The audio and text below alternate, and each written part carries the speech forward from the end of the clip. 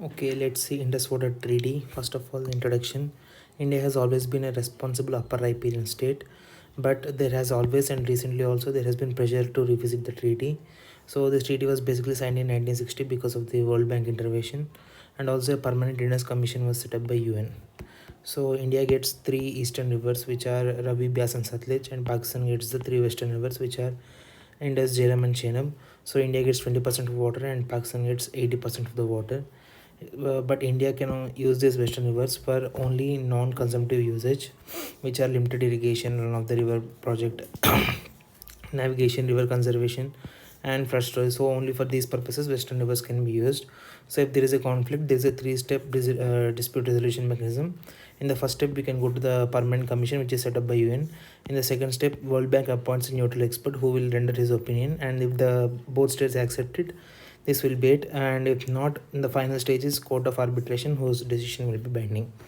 Pakistan has raised concern over almost all the Indian projects, so it is using this tactic to stall the Indian projects. For example, Baglihar Dam in Chevanab and Kishanganga Dam, which is a tributary of the Jhelum.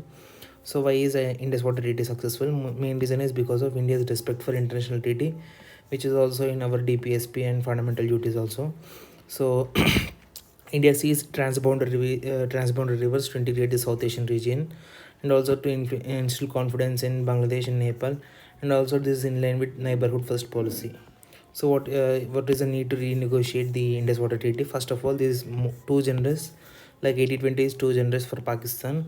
Second, this is too technical. Because of this over technicality, Pakistan is using it to stall India's legitimate projects also. Third, climate change is a, a valid ground for changing circumstances through which we can renegotiate the treaty. And also, canals in Punjab and Rajasthan are old, and therefore their water capacity, carrying capacity is too low. So we are releasing water from Harike barrage into the Pakistan. Thereby, they are getting even water from Byas and Satluj, to which only India is entitled. Next, can IWT be rejected unilaterally? Indus Water Treaty itself does not allow it, and also there is a treaty called Vienna Convention on Law of Treaties, or in short VCLT. This also does not allow even a fundamental change of circumstances like climate change, which cannot be forced by parties. This is also not a valid ground for termination. But whether terror attacks allow the termination is still being debated. Anyway, India and Pakistan both did not ratify the VCLT. So these are the legal aspects. The other aspects are India's image in international arena with respect for rules-based international order. This will be lowered if we unilaterally terminate it. Also, Bangladesh will be anxious because of we have water sharing agreements with Bangladesh also.